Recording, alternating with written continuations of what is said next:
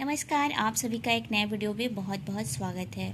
Friends, आज के इस वीडियो में मैं आप सबको बेबी बॉय के अल्ट्रासाउंड रिपोर्ट को पढ़ के बताने वाली हूँ कि उसमें बेबी बॉय की प्लेसेंटा की पोजीशन क्या है और FHR कितना है, यानी कि फीटस का जो FHR होता है, फीटल हार्ट रेट होता है, वो कितना है।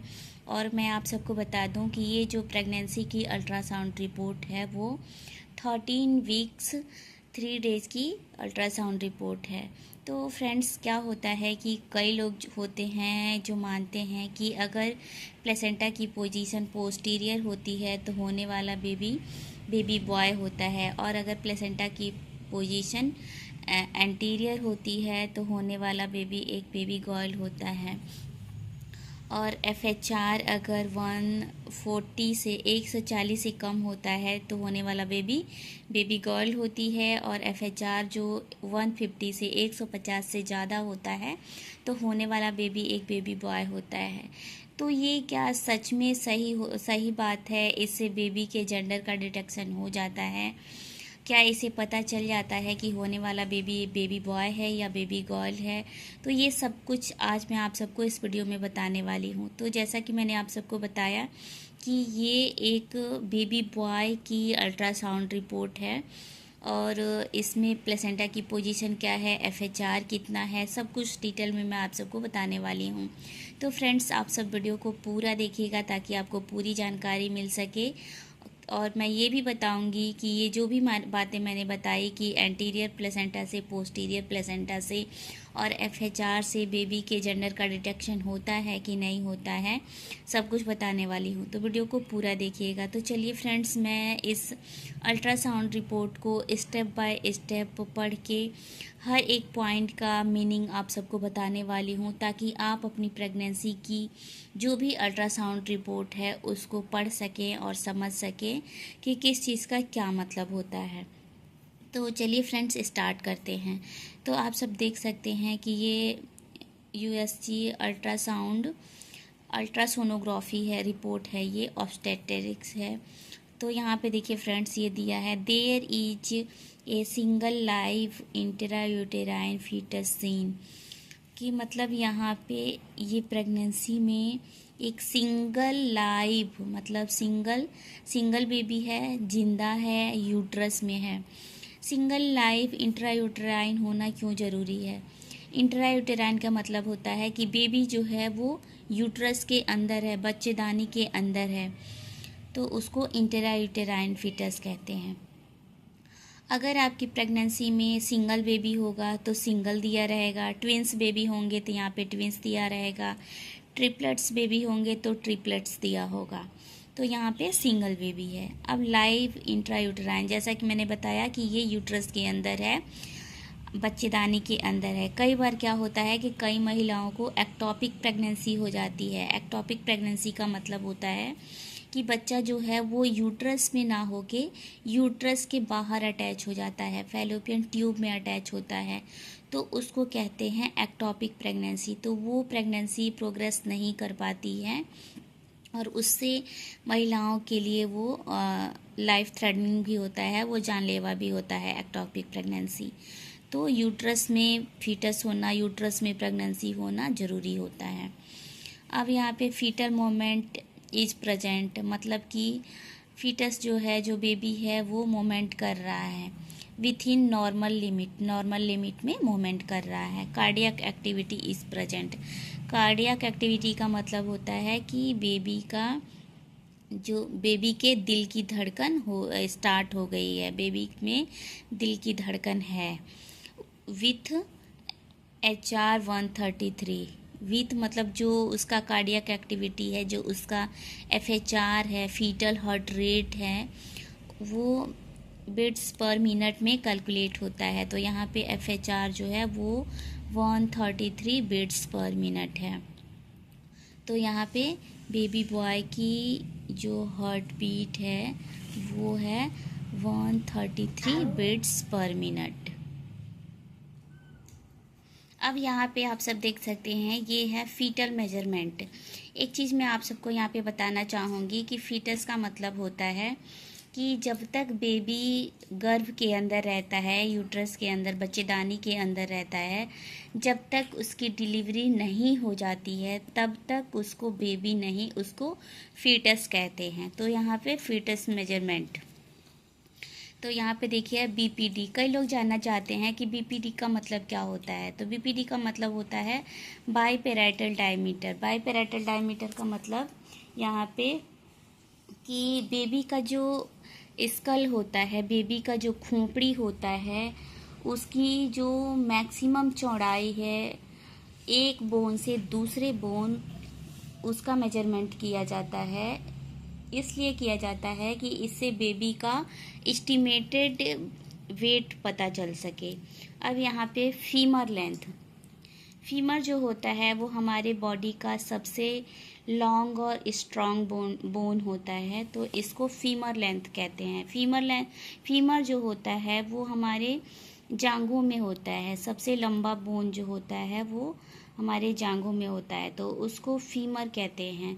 तो फीमर लेंथ से फीटस के पूरे बॉडी के मेजरमेंट का पता चल जाता है, तो उसका यहाँ पे लेंथ दिया हुआ है। अब ये है एसी।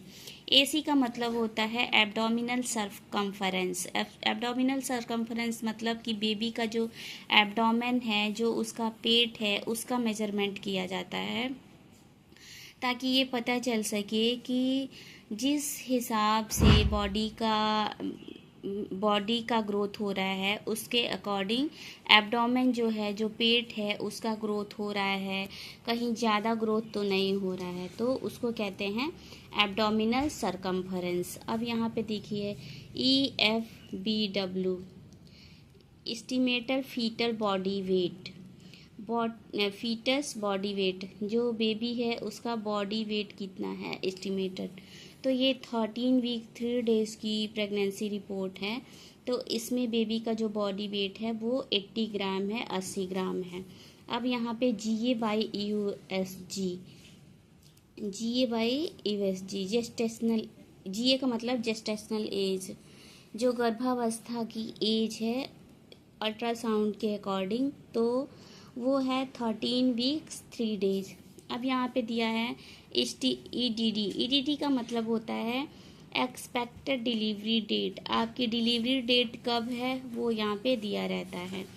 अब यहाँ पे देखिए फ्रेंड्स कि जैसा कि मैंने आप सबको बताया कि ये बेबी बॉय की अल्ट्रासाउंड रिपोर्ट है, तो इसमें जो प्लेसेंटा की पोजीशन है वो है फंडो पोस्टीरियर वॉल।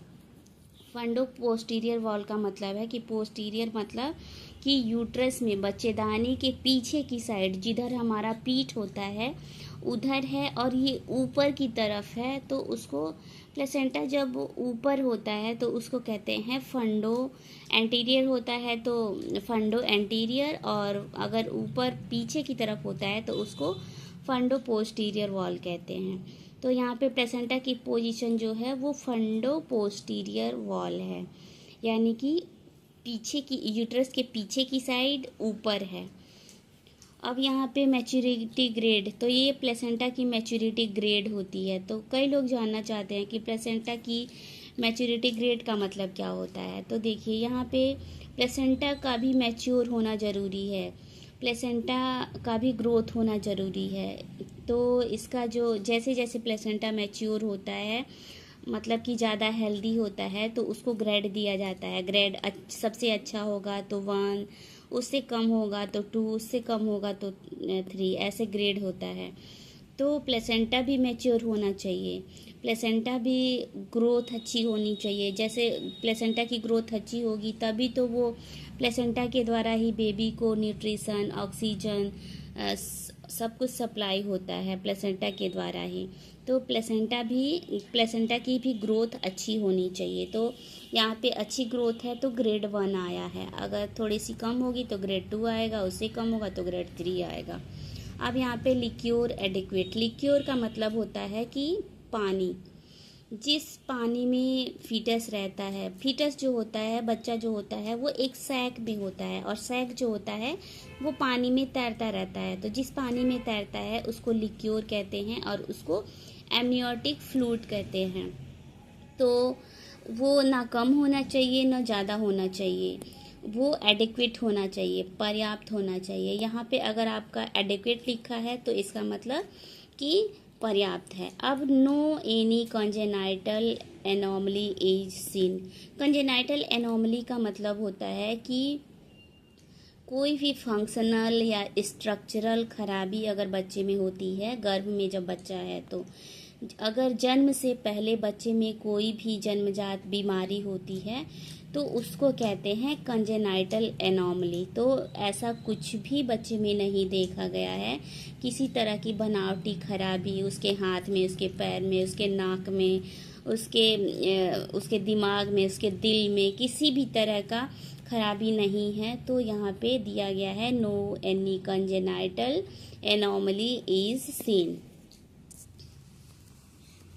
अब आगे इम्प्रेशन क्या है? इम्प्रेशन का मतलब होता है कि रिजल्ट क्या आया है इस स्कैन में। तो यहाँ पे जो इम्प्रेशन आया है वो है single live intrauterine fetus seen, यानी कि यूट्रस में सिंगल बेबी है और लाइव है। अब जेस्टेशनल एज जो है वो है 13 वीक, यानी कि प्रेगनेंसी की गर्भावस्था का जो एज है वो है 13 वीक 3 डेज। अब तो ये फ्रेंड्स, ये पूरी सोनोग्राफी रिपोर्ट है। ये नोट जो दिया गया है ये सब जो पैथोलॉजी वाले होते हैं उनका कुछ नोट होता है, तो यहाँ पे दिया गया है। अब फ्रेंड्स, जैसा कि मैंने आप सबको इस अल्ट्रासाउंड रिपोर्ट में दिखाया कि इसमें फंडो पोस्टीरियर प्लेसेंटा की पोजीशन है। तो फंडो पोस्टीरियर में इस रिपोर्ट के अकॉर्डिंग बेबी बॉय का बर्थ हुआ है और इसमें जो FHR है, फीटल हार्ट रेट है, वो है 133 133 बीट्स पर मिनट। तो ये मतलब जो मैच हुआ है कि हाँ इसमें पोस्टीरियर वॉल प्लेसेंटा की पोजीशन है और बेबी का जो FHR है वो 133 है।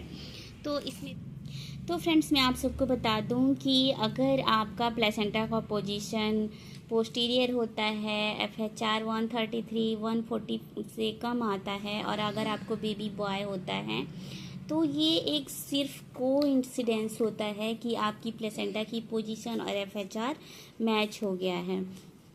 तो मैं आप सबको बता दूं कि ऐसा कुछ नहीं होता है कि प्लेसेंटा की पोजीशन से और FHR से फीटस का, बेबी का जो जेंडर है वो डिटेक्शन नहीं होता है।